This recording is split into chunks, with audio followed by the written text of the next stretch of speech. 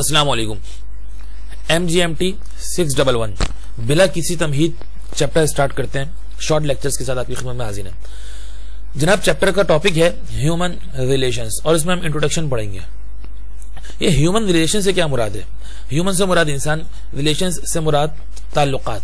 इस चैप्टर में हमें बुनियादी तौर पे ये चीज पढ़नी है कि किसी भी इंसान के किसी दूसरे इंसान से ताल्लुकात कैसे होने चाहिए। यानी कि हम इस चैप्टर में इन चीजों को पढ़ने की कोशिश करेंगे। Can make our life easy and comfortable, यानी कि आम जिंदगी, एक आम इंसान की जिंदगी को ये चैप्टर जो है बहुत आसान और बहुत खूबसूरत बना सकता है। बहुत आसान और बहुत खूबसूरत क्यों बना सकता है? क्योंकि इस चैप्टर के जरिए हमें पता चलेगा कि दूसरे इंसान से या दूसरे लोगों से या दूसरे ग्रुप ऑफ पीपल्स या ग्रुप ऑफ पर्सन से बात करने का, उनके साथ रहने का, उनके साथ जिंदगी गुजारने का तरीका क्या है। एक दूसरे के पर्सपेक्टिव समझ में आएंगे, एक दूसरे के ख्यालात, एक दूसरे के नजरियात, एक दूसरे के मसाइल हम समझने वाले बन जाएंगे। ना सिर्फ आम जिंदगी में, बल्कि हम आम जिंदगी में किसी भी शोबे और किसी भी डिपार्टमेंट में जाएंगे तो उन डिपार्टमेंट्स में जाके हम एक दूसरे के साथ वर्किंग टुगेदर, एक दूसरे के साथ हम इत्तेहाद और इत्तेफाक से काम करने वाले बन जाएंगे। So this subject can help in the development of interpersonal relations and produce those abilities which promote good working relations with people at work and also in personal life. ज़ाती जिंदगी हो या हमारी प्रैक्टिकल लाइफ हो, दोनों में ये subject हमारे लिए आसानी का बायस बनेगा। फॉर एग्जाम्पल, हम किसी ऑर्गेनाइजेशन में, किसी कंपनी में काम करते हैं तो उस काम करने के लिए, कंपनी के लिए भी हमको एक आइडियल वर्कर और एक आइडियल एम्प्लॉय बना सकता है हमें सब्जेक्ट। कैसे जी? In an organization managers are concerned with 3 types of resources, यानी 3 टाइप ऑफ रिसोर्सेज की 3 टाइप्स जो हैं वो मैनेजर के लिए कंसर्न है। पहले क्या? फिजिकल रिसोर्सेज, दूसरी क्या? फाइनेंशियल रिसोर्सेज, और तीसरी क्या? Human resources. अब जरा इन तीनों को थोड़ा थोड़ा पढ़ते हैं। ये फिजिकल रिसोर्सेज किसी भी ऑर्गेनाइजेशन में क्या किरदार अदा कर सकती हैं? फिजिकल और financial resources. Physical and financial resources are the building, furniture, environment, money. यानी कि फाइनेंस से मुराद पैसा, फिजिकल से मुराद जो चीज जाहिरी तौर पे विजिबल हो। अच्छा जी, यानी कि किसी भी ऑर्गेनाइजेशन में देखें, बताने का मकसद ये है कि एक शख्स है, एक ऑर्गेनाइजेशन में काम कर रहा है, उसका होना कंपनी में कितना फायदेमंद है। ये देखें, ये जो पर्सन होता है ना, ये भी एक तरह से रिसोर्स होता है, एक तरह से रिसोर्स होता है कंपनी के लिए। तो एक आदमी का किसी कंपनी में होना कंपनी के लिए कितना फायदेमंद है। और मैनेजर्स के लिए, मैनेजर्स की तरफ से ह्यूमन एक अलग रिसोर्स है, फिजिकल अलग रिसोर्स है और फाइनेंशियल अलग रिसोर्स है। तो फिजिकल और फाइनेंशियल इन रिसोर्सेज का कंपनी में होना कितना फायदेमंद है और ह्यूमन रिसोर्सेज का कंपनी में होना कितना फायदेमंद है। तो फिजिकल और फाइनेंशियल इन दोनों रिसोर्सेज के बारे में तो ये बात सामने आई कि ये बिल्डिंग, फर्नीचर, इन्वायरमेंट, मनी वगैरह, पैसा वगैरह, इन तमाम चीजों के लिए तो फिजिकल और फाइनेंशियल रिसोर्सेज को इस्तेमाल किया जा सकता है। लेकिन human resources is a most important resource that managers have to deal with efficiently and effectively. Good human resource is capable and will be profitable for the organisation. यानी कि अच्छा इंसान किसी कंपनी या किसी ऑर्गेनाइजेशन में किसी अच्छे इंसान का होना उस कंपनी के लिए फायदेमंद बनता है, उस कंपनी के लिए प्रॉफिटेबल बनता है। इन्होंने कहा कि suppose an a situation arise that people within an organisation don't get along with another, there are conflicts over some small and large issues day in and day out. Resolving these conflicts use most of the energy of the employees, and as a result physical and financial resources are not used to the optimum level. सीधी सीधी उन्हें बात की का एक company है, वहां पे कुछ लोग हैं, आपस में उनका ताल्लुक इतना खराब है, इतना खराब ताल्लुक है कि वो छोटे छोटे इश्यूज को लेके रोजाना एक दूसरे से बहस करते हैं, रोजाना एक दूसरे से लड़ाइयां करते हैं। तो ये जो फिजिकल और फाइनेंशियल इशू, जो रिसोर्सेज हासिल हो रहे हैं, सारी ताकत, सारी तवानाई तो इनके आपसी झगड़ों को खत्म करने के लिए गुजर जाएगी। तो फिर ये फिजिकल, यानी अगर ह्यूमन रिसोर्सेज दुरुस्त ना हो सके तो फिजिकल रिसोर्सेज, फाइनेंशियल रिसोर्सेज, ये दोनों ही बेकार जाएंगे। तो उन्होंने कहा the main questions now arise in how to develop good human relations. यानी कि अच्छे ह्यूमन रिलेशंस बनाने के लिए कौन से सवालात जो हैं वो जन्म लेते हैं। तो उन्हें कुछ गाइडलाइंस दी, some guidelines for effective human relations. पहली क्या है? Keep a positive approach, be an optimistic person, be genuinely interested in others, call people politely by name, help other people whenever possible, create a win-win situation, think before you act, have open communication, develop pleasant work environment. देखिए, हमेशा जब भी approach हो, contact हो, तो हमेशा positive हो, यानी कि कोई भी कम्युनिकेशन नेगेटिविटी पर मबनी ना हो। यानी किसी को तंबीह भी करनी है तो तंबीह इस तरह से ना हो कि दूसरे की दिलाजारी हो, तंबीह का मकसद तनकीद बराए इस्लाह हो। दूसरा, बी एन ऑप्टिमिस्टिक पर्सन, यानी कि पर्सन की जो पर्सनैलिटी है, किसी भी शख्स की पर्सनैलिटी है, उसमें ऑप्टिमिज्म होना जरूरी है।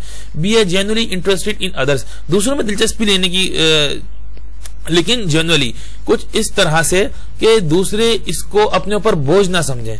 Call people politely by name, अगर किसी को पुकारना भी है तो उसमें अंदाज में नरमी हो। Help other people when ever possible, यानी जितना मुमकिन हो दूसरों की मदद की जा सके। विन विन सिचुएशन रखी जा सके, कोई भी काम करने से पहले एक मरतबा लाजमी सोचा जा सके, सोचने की तरतीब हो, कोई भी अमल पहले सोचो फिर करो। हैव ओपन कम्युनिकेशन, और खुली कम्युनिकेशन हो, यानी कि राजदाराना चीजें ना हो। यानी किसी से कोई बात करनी है तो 100% उसके सामने बात को क्लियर करने की तरतीब हो। यानी किसी की कोई खराबी है या किसी की कोई अच्छाई, तो उसको छुपाने की कोशिश न की जाए। अगर अच्छाई बताई जाए तो ये सोच के बताई जाए कि मुस्तकबिल में मजीद जो है बेहतरीन करेगा, और उसकी अगर बुराई बताई जाए तो ये सोच के बताई जाए कि मुस्तकबिल में इसको दुरुस्त करने की कोशिश करेगा। Develop a pleasant work environment, एक अच्छा काम का माहौल पैदा करें। अच्छा जी, one main question to develop and improve human relations is to understand your self. कि अपने आप को भी हर इंसान को चाहिए कि वो समझने की कोशिश करे। ये भी ह्यूमन रिलेशंस के लिए बहुत इंपॉर्टेंट और बहुत अहम चीज है। There are 3 human aspects of a person: private self, projected self and perceived self. अभी प्राइवेट सेल्फ का क्या मतलब है? देखिए, प्राइवेट सेल्फ का मतलब the personal life of a person. देखें, ये जो पर्सन के जो एस्पेक्ट्स हैं, जो 3 एस्पेक्ट्स हैं, उनमें जो पहला है प्राइवेट सेल्फ। प्राइवेट सेल्फ का बुनियादी मकसद ये है कि हर इंसान की जो एक अपनी जाती जिंदगी होती है उसमें उसके क्या मामला थे, यानी जो एक पर्सनल लाइफ है जिसका अभी दूसरों से कोई अमल दखल नहीं है, उस पर्सनल लाइफ का क्या मामला है रोजे मर्रा की जिंदगी में, उसके अपने ऊपर उसके क्या असरात पड़ रहे हैं और दूसरों के ऊपर उसके क्या असरात पड़ रहे हैं। ये जो देयर आर 3 एस्पेक्ट्स जो हैं किसी पर्सन के ह्यूमन रिलेशंस को स्ट्रांग करने के लिए, ये तीनों एस्पेक्ट्स आप याद रखिएगा, ये शॉर्ट में आ सकता है। दूसरा क्या है जी? Projected self, what the person would like to project in public, यानी कि कोई भी इंसान है अपनी पर्सनैलिटी को पब्लिक के सामने प्रोजेक्ट किस तरह कर रहा है। मतलब प्रोजेक्ट का मतलब होता है अपनी पर्सनालिटी को पब्लिक के सामने पेश किस तरह कर रहा है।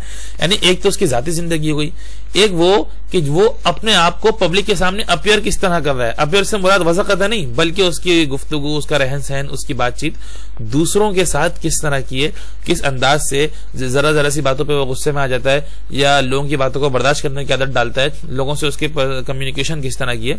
तो ये प्रोजेक्टेड सेल्फ हो गई, यानी अपनी पर्सनैलिटी को पब्लिक के सामने पेश करना। अपने अंदर जो एबिलिटीज हैं, अगर वो कोई अच्छा मिजाज रखता है, कोई अच्छा शौक रखता है, कोई अच्छी हॉबी रखता है, तो अपनी उस चीज को किस तरह लोगों के सामने पेश कर रहा है।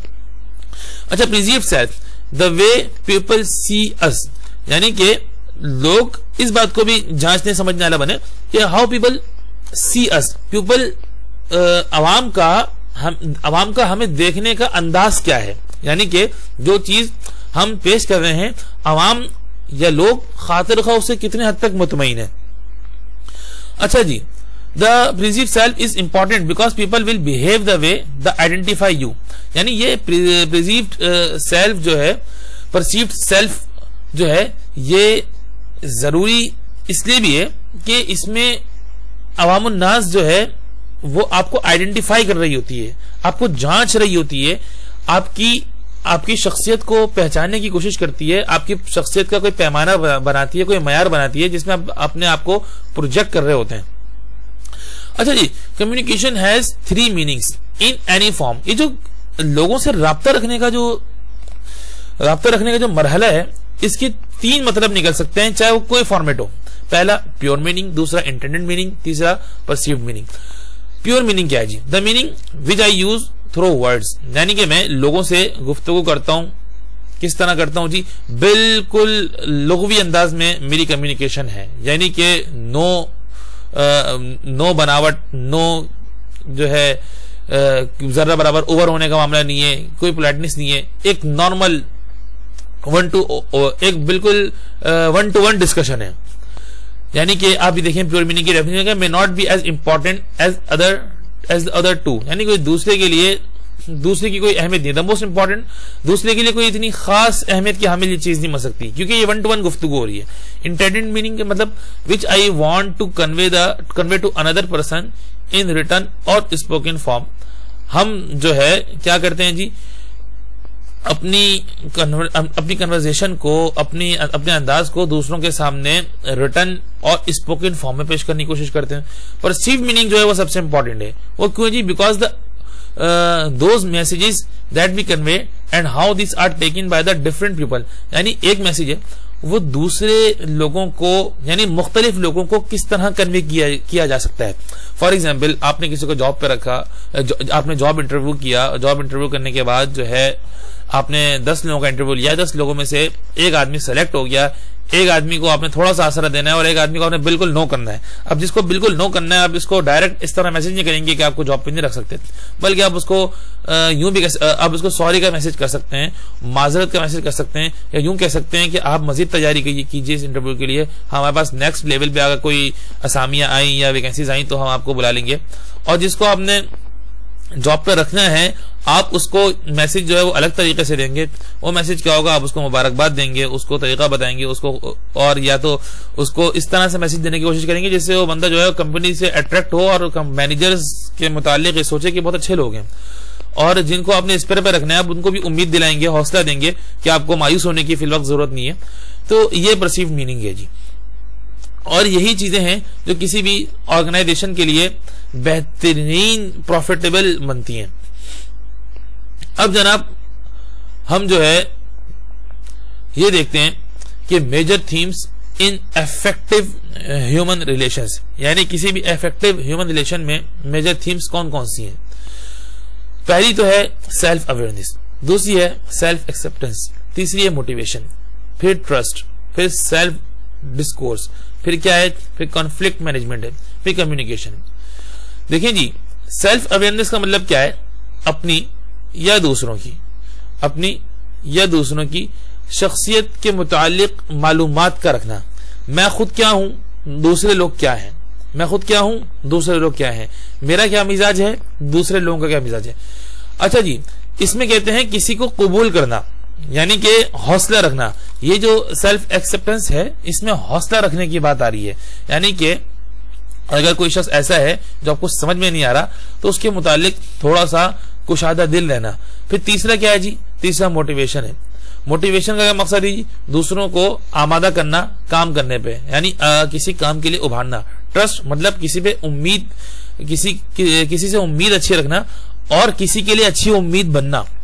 उसके बाद क्या है, सेल्फ डिस्कोर्स है, यानी कि अपने आप को कुशादा बनाना, यानी डिस्कोर्स करना। डिस्कोर्स का मतलब क्या हुआ जी, अपने आप को दूसरों के खातिर थोड़ा सा वसीउल कल्ब करना, यानी कि आपने कुछ उसूल बनाए हुए हैं, बस इन्हीं को फॉलो करना है। अगर किसी का मसला फंस गया तो नहीं जनाब मैं तो ये नहीं कर सकता, दूसरों की हेल्प भी की जा सकती है।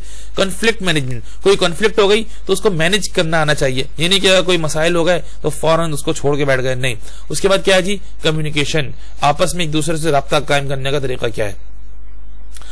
अब जनाब आते हैं major forces influencing worker behaviour. देखिए इन्फ्लुएंसिंग का मतलब क्या है, यानी कि किसी भी पर्सन के वो खुसूसियात जो दूसरों के लिए अट्रैक्शन का बाइस बने। अब देखते हैं जी, organizational culture, vision, value, standards, यानी कि जो ऑर्गेनाइजेशन का जो माहौल है, जो कल्चर एक ऐसा हो कि जिसमें हर मिशन जो है एक वैल्यू स्टैंडर्ड रखता हो। अच्छा जी, उसमें एक वर्क ग्रुप हो और उस वर्क ग्रुप को सोशली, और नहीं ऑर्गेनाइजेशन का जो अपना सोशल जो है सोशल सपोर्ट सिस्टम है, कोई भी वर्क सोशली किया जाए, यानी कि ऐसे नहीं कि एक काम जो है किसी के जिम्मे लगा दिया पूरा का पूरा तुम्हें करना, और अगर किसी के एक के जिम्मे भी लगा दिया तो इसका मतलब ये नहीं है कि अकेला वही करेगा, बल्कि दूसरों को इन्वॉल्व किया जा सकता है और टीम वर्क बनाया जाता है। Personal characteristics of workers, abilities, interest, aptitude, value, expectations. क्या करना है जी, पर्सनल कैरेक्टरिस्टिक्स यानी अपने जो एबिलिटीज हैं, अपना जो इंटरेस्ट है, अपना जो एप्टीट्यूड है, उसको जाहिर करना ऑर्गेनाइजेशन के लिए। उसके बाद क्या है जी, supervisory, management, influence, philosophy, leadership style. यानी कि एक आदमी के अंदर ये जो ऐसा शख्स है जो अपने आप को किसी भी ऑर्गेनाइजेशन में अपना लोहा मनवाना चाह रहा है, उसके अंदर जो क्वालिटीज हैं, उन क्वालिटीज में जो हमने 3 पढ़ ली, चौथी क्या है जी, supervisory, management, influence, philosophy, leadership style. यानी कि ऑर्गेनाइजेशन उसको देख के इस बात का अंदाजा लगा ले कि ये बंदा बहुत काम का आदमी है। उसके बाद क्या है जी, उसके अंदर लीडरशिप मौजूद है, उसके अंदर उसका किसी भी काम के लिए एक बुनियादी खुसूसी फलसफा है। उसके बाद अगला क्या है जी, job influence, meaningfulness, responsibility, knowledge of results. यानी कि मीनिंगफुलनेस, रिस्पॉन्सिबिलिटी हो और उसको रिजल्ट्स के मुतालिक जो है इल्म, यानी कोई काम कर रहा है तो उस काम का उसको पहले से नतीजे का कुछ ना कुछ इल्म हो, ताकि उसको ये बात समझ में आए कि इस ऑर्गेनाइजेशन में मेरे होने से फायदा कितना हो सकता है और नुकसान कितना हो सकता है। तो चैप्टर नंबर 1 जो था थोड़ा तवील हो गया। इसके तवील होने की बुनियादी सबब यह था, तवील होने का बुनियादी सबब यह था कि ये लेसन नंबर 1 था, इंट्रोडक्शन था। इंशाल्लाह हम आने वाले लेक्चर्स की जो है वीडियोस को शॉर्ट करेंगे, तो लेसन नंबर 2 है, उसको अगली वीडियो में इंशाल्लाह हम पढ़ने की कोशिश करेंगे। तब तक के लिए इजाजत दीजिए। अस्सलाम वालेकुम व रहमतुल्लाहि व बरकातहू।